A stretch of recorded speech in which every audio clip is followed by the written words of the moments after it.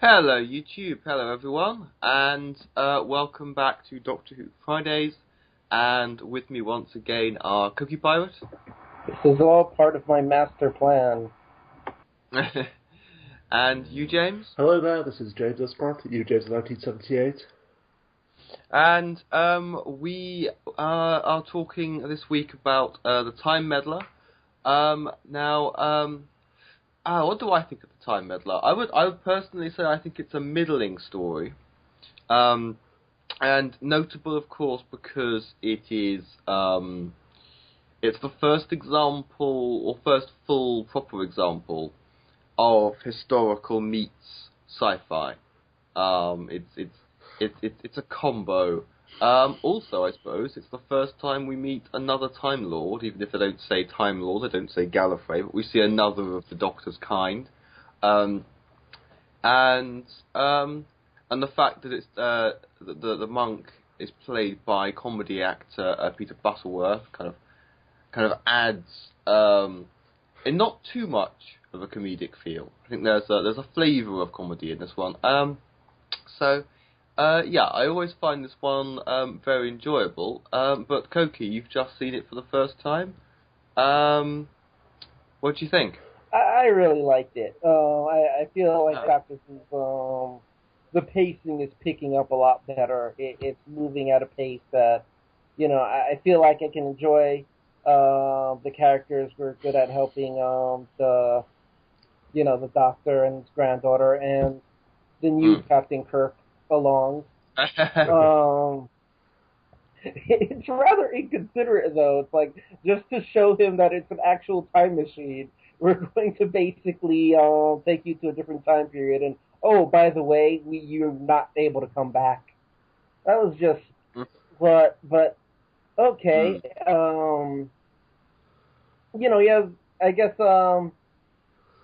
actually, I don't think it's entirely fair to call him the next Captain Kirk, because he also seems to be sort of like a child stand-in, maybe not to the extreme that Vicky is, but, he's portrayed as being, less mature, still, learning with Vicky, as opposed to, I guess, someone who's just doing, like Ian, but, of course that could just be this arc. The meddling monk, I've heard of him before, actually, that they're, when they list off other renegade Time Lords, and I can get that he's having fun messing with history, but how is this a master plan? That's what I didn't understand. It's like, okay, he'll change the course of history, wahahaha, and then what? Yeah, it seems like this Time Lord takes a lot of interest in a particular bit of English history, and there are these references to, okay, why did you build Stonehenge? Of what use was Stonehenge to this character? Same thing with the powered flight. Leonardo da Vinci never built it, so what difference does it make? Yeah. My interpretation is that he was very much like Q from Star Trek The Next Generation. He did it for shits and giggles. He was a time and space troll. He was bored, he wanted to amuse himself. Okay, let's see what would have happened if Harold had won the Battle of Hastings. Don't you see, they would have had aeroplanes by 1530. They would have had radio technology and spacecraft by the Renaissance. Yeah. Maybe it's part of some sort of overarching plan that we just plain didn't see, that Leonardo da Vinci's thoughts on powered flight would have produced results if this battle went through with the help of Stonehenge. No, I just don't see how to manage. No, but moving around with history for the fun of it, totally awesome. But yeah, I liked it. I liked him as a villain, even if he seemed like a little bit of a silly villain. I liked, the whole... Oh, go ahead. But that's the point, though. He wasn't a villain. A villain to quote Tom Hiddleston, who played Loki in the recent Marvel Comics movies, a villain is always the hero in his own mind. He has a goal. He has a purpose, and the quote-unquote sacrifices that he causes other people to make for that goal are necessary. You know, even if it is his own will. I'm wondering how much we're spoiling, but Koki has seen the new series Doctor Who, so he has seen at least one incarnation of the Master. Again, so you will understand Koki. He's a Time Lord. That just like the Doctor, he regenerates. So there are previous incarnations of him in the original series. So yes, the Master.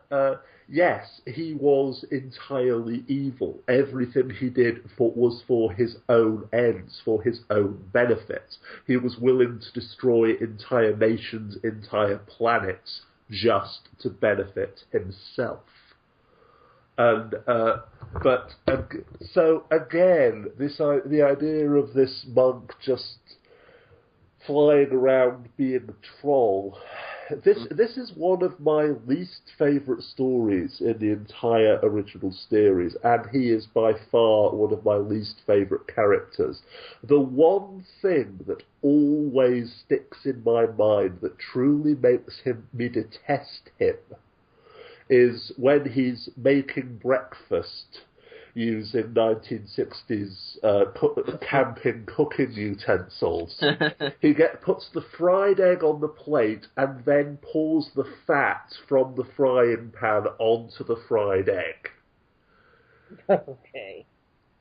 How disgusting is that? I know it's irrational, but how I loathe him. You want to give me a heart attack for breakfast?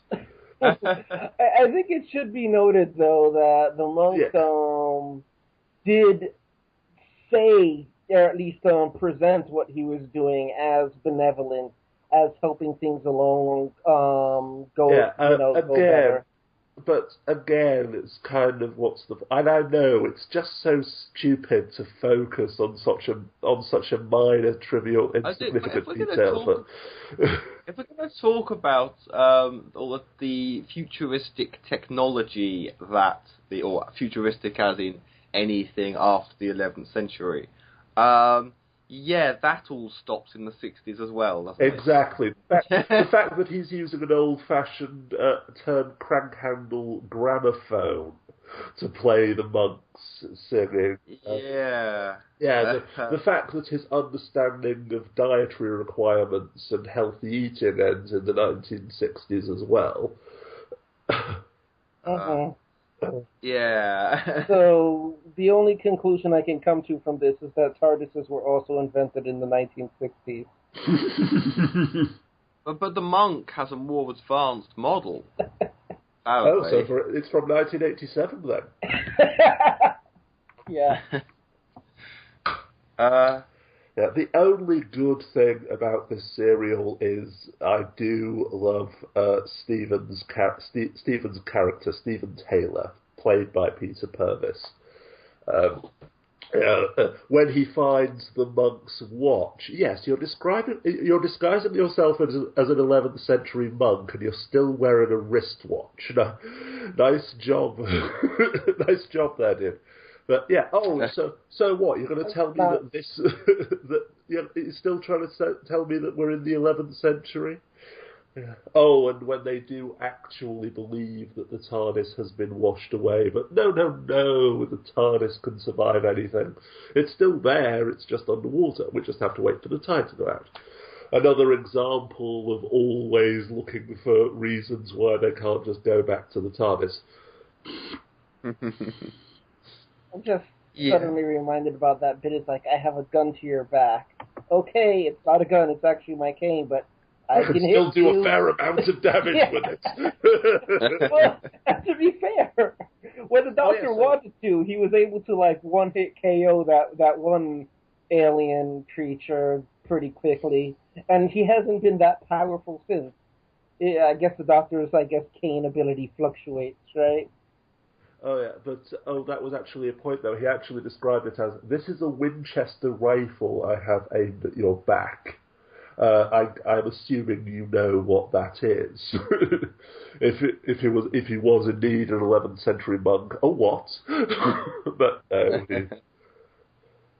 Yeah. Well, all of the little sort of gotcha moments. And granted, I typically don't like those kinds of plots, but this time it was done comically, so I found it sort of, I found it enjoyable enough. The whole, okay, and his description, and the monk just fell for that. And yeah, the bits like he knows what a rifle is and whatnot. Oh, what do you give when the wounded Viking is bleeding to death? What's that you're giving him, Father? Oh, it's just some penicillin. What? Oh, some medicinal herbs.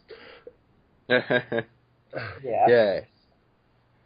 But of all the things of trying to change in history, cause, me and James talking about this the other day, is that if only it had been the Battle of Bosworth Field, which have been keeping the Plantagenets on the throne. Yeah. But yeah, yes, from a comedy point of view, it does have that wonderful. What do you think it is? A space helmet for a cow? It's got those kind of lines. It's different. It's a type of plot Doctor Who hadn't done yet. And that the first other renegade Time Lord we meet is neither a goodie nor out and out evil. I think that's a good thing. I again can't say too much about it because of spoilers. The second renegade Time Lord that we meet, the Rani? No. This is much earlier. But the Rani comes much later. But the second renegade Time Lord we meet, who is never named, is far superior. Because I'm a drama guy. Comedy in Doctor Who, unless it's done really well. A bumbling comedy troll cannot carry a plot. In my humble opinion. I think, of course, bearing in mind, James, we know Peter Butterworth can carry on. Exactly, and it's just, oh God, what are you doing here? It's Frankie Howard and Carry On Romans, Carry On Pompeii all over again.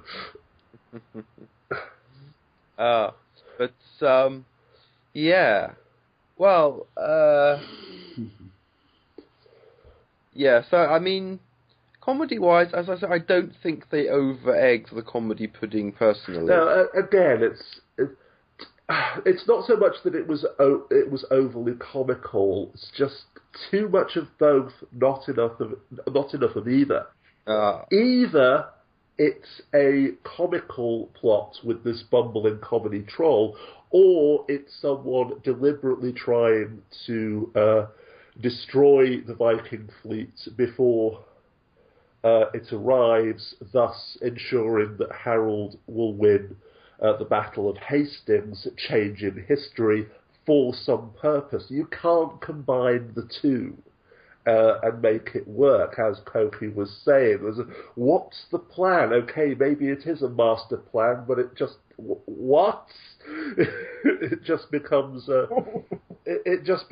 confusing mess with fried eggs with fat on top. Oh God! Oh, how I loathe it. Yeah, kind of fixated on Peter Butterworth's cholesterol level. Oh yes, I know. As I say, I know it's an irrational hatred, but damn it! If there was something else in the series to distract me from it, but not even Peter Purvis's excellent performance as Stephen Taylor, or seeing Vicky looking rather fetching in that cloak. Nothing can distract. What are those weapons that they were trying to take them to trying to take those neutron bombs or whatever they were to the cliff? They're sacred charms, my son, that will guide your fleet safely to port. If it makes you feel any better, about his cholesterol levels, he does have 2 hearts. There you go, then. A Time Lord can take double the cholesterol. That's it. Yeah, that must be it. But yeah, I like I guess the Saxon hospitality. It put a very human face on a lot of on the characters. I guess to the setting more than anything. Because they had a lot of characters in a lot of the historicals, and this isn't properly a historical, but I guess it always seemed to involve like some intrigue or some greater story, whereas here, you have someone greeting a traveler, being hospitable, saying, please have some meat, and it's like, oh no, I can't take any more. I don't know, I guess it made the setting feel that much more real to me than some of the other historicals. That's not to say I enjoyed it more, but it was a nice touch, is what I mean to say. Yes. And am I right, Alex, in thinking that the actors who played the Saxons in this serial are the same actors, by and large, who played the cavemen in the first serial, The Tribe of Gum? That's definitely true of the woman. Do we have a name for the Saxon woman? Yes, she was the young cave woman who was betrothed to whoever the leader of the tribe was. The elders see no farther than tomorrow's meat, that my father will give me to him. Yes, and actually I forgot to mention, of course, one that you brought up.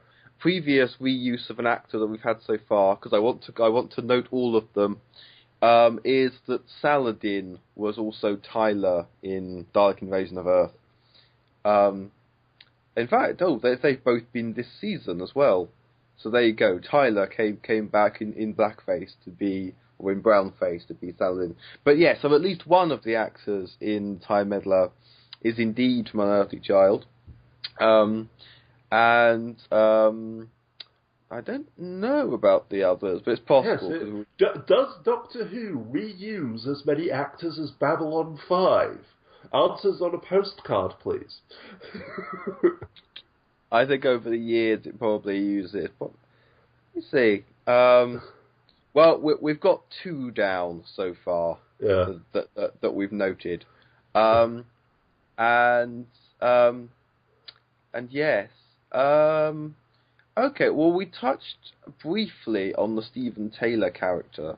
This is the first ever Doctor Who serial not to have Ian and Barbara in it. And actually, linked in the description is a piece of archive footage, which we only saw yesterday. It's a 1986 convention appearance, a panel including Jacqueline Hill, who played Barbara, who sadly died in 1993.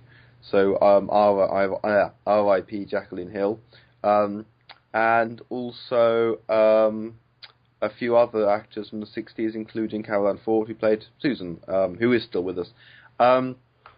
But companion-wise, this story, no Ian and Barbara, which I think makes quite a big difference. The TARDIS is a bit empty without them. Actually, my first question would be, Koki, when we saw the chase, did you suspect that Stephen would be a new companion snuck aboard? Were you surprised when he just came out? Like, oh, it's Stephen Taylor from the last episode. I didn't even recognize him. I guess I don't really. I'm not one for faces. They all look the same to you, but Tish. Well, he had Hi-Fi the panda. Yeah. You must. If the panda made a comeback, I'd recognize it. But that's the thing. Yes, the last time we saw Stephen in the chase, he was trudging through the man-eating fungus forest, still clutching Hi-Fi. Wilson! And yes, saying half dead, he saw. You should have shouted for us. Should have shouted. I never stopped. And yes, half conscious, stumbles across this blue box in a clearing, makes his way inside, and the next thing he knows, what? This is a time machine. Oh yes, I'm going to, as you say, I'm going to prove it to you. Oh, and by the way, you can never come back to your own time. Ha ha ha ha ha. But they were feeling lonely. Can you blame them? Well, yeah. But I didn't. That's the thing. You were saying that the TARDIS felt quite empty without Ian and Barbara. But as I said during the last podcast, their story arc was finished in my mind. It was time for a change, for lack of a better term. They couldn't keep flying. They couldn't just keep flying around with the Doctor forever. And yes, I wouldn't necessarily call it the double act, but or even a partnership, but the relationship, for lack of a better term, between Stephen and Vicky works very well. Vicky, having once been the skeptic herself, now trying to convince Stephen that no, this is the 11th century, as you said before. What do you think this is? A space helmet for cows? And Stephen, again, playing the role of doing the whole, oh, come on, this must be a theme park or something. This is all a giant practical joke. But no, it's a good introduction for a companion, as I say. The character of the Time Meddler, the character of the Time Meddler, the meddling monk, utterly kills the story. Perhaps if they had tried to be more dramatic, more serious, cast a different actor, well, yeah, that almost certainly would have worked. But in terms of introduction to the new era, which does begin in season 3, I think that it works very well. Okay. So, Koki, do you, well, based on these 4 episodes, or arguably 5, because Stephen was at the end of the chase, do you rate the Stephen character? I'm mostly withholding judgment still, but thus far I like what I see. Okay. Yeah. And, oh yes, what you were saying before about Ian having a role being the Captain Kirk type character, whilst Stephen is still quite young.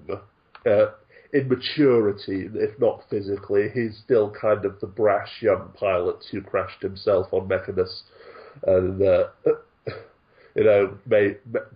cliche of the guy who lets his instincts and his bravado get in the way of his common sense sometimes. But yes, the thing with Ian was his role was to save Barbara. Yeah. That was the thing about the Ian and Barbara era. Every week, every serial, someone tried to rape Barbara, and every serial, Ian was the white knight riding out to save her. The Crusades, the Web Planets, blah blah blah.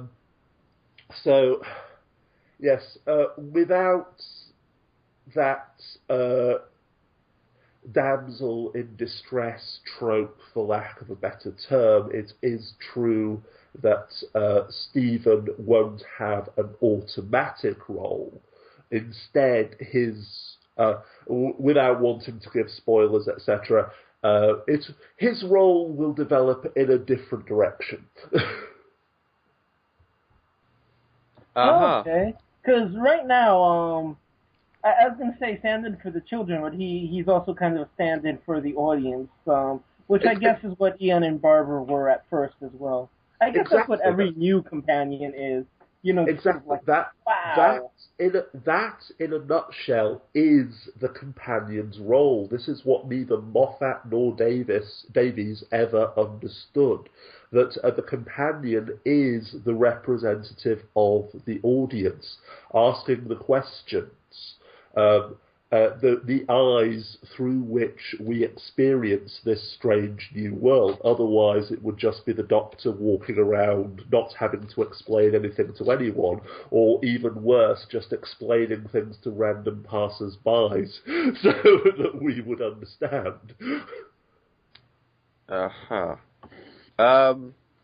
So, yeah. You weren't too impressed with that last comment, were you, Alex? Mm-hmm.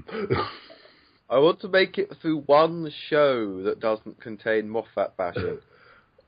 I would hardly call pointing out one of, perhaps, certainly one of the biggest flaws with New Doctor Who. I wouldn't call stating a fact Moffat bashing necessarily, but still. But in any case, so yeah, I mean, I heard some people say recently about Stephen that while he wasn't written with a huge amount of character, Peter Purvis is just very charismatic. And yeah, Peter Purvis sells this new character. Absolutely, I would definitely agree with that. A lesser actor, he would have just been a walking cliche or a walking plank of wood, but Peter Purvis just nails the character perfectly. To be honest, I was kind of bugged by just how Vicky kind of went along with him. Like, you know, he's the newcomer. How come he's the man with a plan, the man of action? You know, it's just sort of like, come on, Vicky. She needs to assert herself a bit more, I think. That's not the interpretation I had at all. Yes, they were arguing constantly, if you remember. They argue. She at one point says, "Why didn't you do what I told you?" or something like that, doesn't she? She expects to have authority despite being, you know, younger and what have you. So, she's a TARDIS occupant. She's a hardened veteran compared with him on his first outing. She expected, you know, I think she should say something like, you know, why didn't you do what I told you? That's exactly the whole. I just remember the scene with the blackberries. Yeah, I guess it wasn't a lack of her asserting herself, more. I don't know, I guess I thought the dynamic a little weird. And, as I say, it was Stephen being written as the young, brash pilot from the 25th century with an A-type personality who does first and thinks later, dragging Vicky along. Vicky kind of tutting behind him thinking, okay, I can either let him run off and get himself killed, or I can try and bail him out when he does get himself into trouble. Yeah, I guess that's it. Yeah, who's the actress that plays Vicky again? What's her name? Maureen O'Brien. Yeah, I feel as though a lot of times her expressions seem to be a little off. I don't know. Has anyone else noticed that the way she conveys emotion just seems a little weird at times? She always has this kind of weird, knowing smirk. That I find quite endearing. It does kind of give the image that she's a 40-year-old woman in the body of a of a 15-year-old girl. That it's almost like Stephen is the little boy and she is the pestering mother to some extent. And, of course, this means we have now concluded the second ever season of Doctor Who. Now, Koki, I know for a while back there, you were kind of losing the feeling a bit compared with season one. It sounds like you feel season two kind of picked up. So on the whole, what are your thoughts and feelings on the second season? It had a really weak start. I really wanted to just drop it, but I'm glad I stuck with it because it gets better. You know, the last couple of arcs, you know, we're seeing But yeah, it's really, it began with the Reign of Terror, and it was just a trend they kind of stuck with for a while. The same Mm. sort of story format, but it seems as though, while there's still aspects of it, I think they're doing it better, which I guess happens whenever they do something new. But yeah, it's at the table for another season. I'm interested as to, what this new companion, how he'll complement Vicky, how he'll work with the Doctor, and so on. Uh-huh.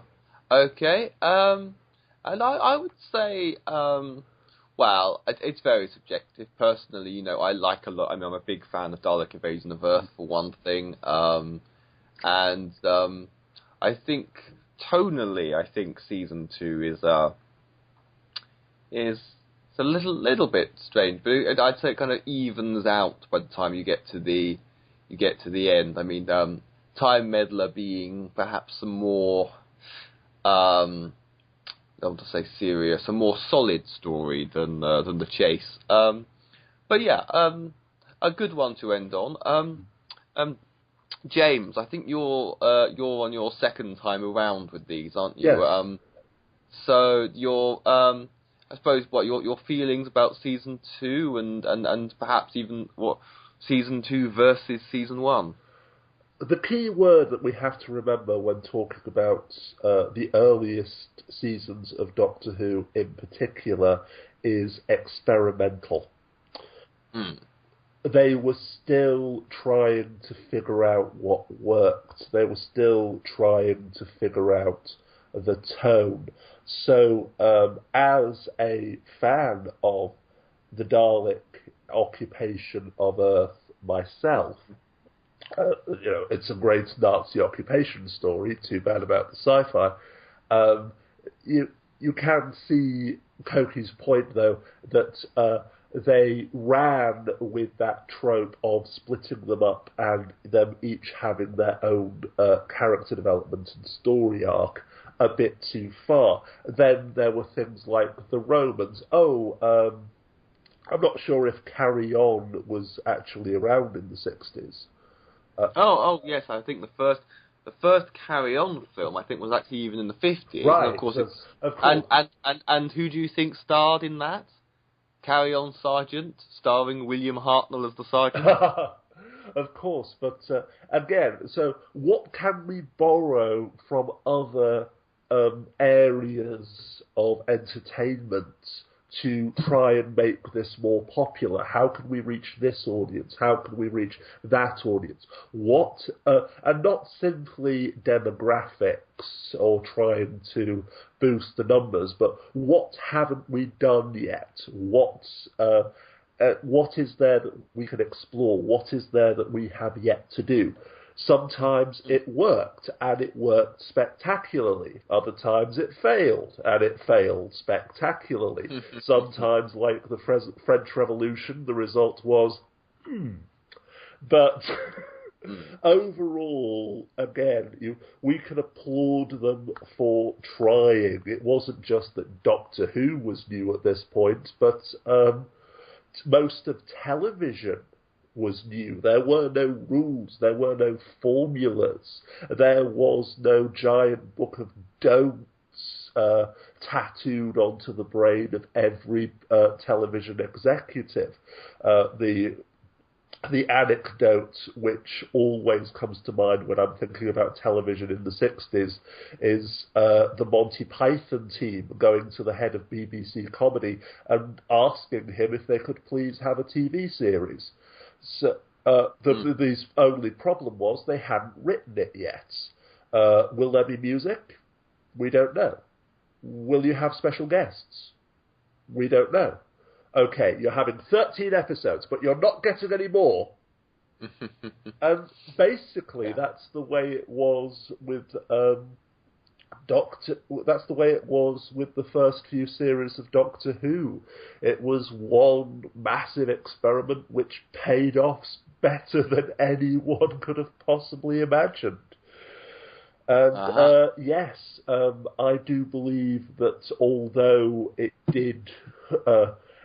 had its serious problems, Barbara often feeling like a fifth wheel, Susan and later Vicky just being there to scream and be rescued and to be treated like children, Barbara almost being raped every other serial, Ian effectively being reduced to the White Knight because they had to think of something for him to do in both the Web Planet and the Crusade. But at the Crusades, Barbara had to disappear and be in danger so Ian could have his heroic White Knight storyline. And in the end, of course, it turned out that in both cases they'd saved themselves. Oh, sorry for the trouble. But, yes. The time Meddler, as I say, it would have been so much better if they had gone for pure drama, if they hadn't literally just said, ooh, people like this actor, let's make it slightly comical to appeal to try and buy into the carry-on audience as well, to see if this works, to see if that works. Stick with pure drama. It's what you're good at.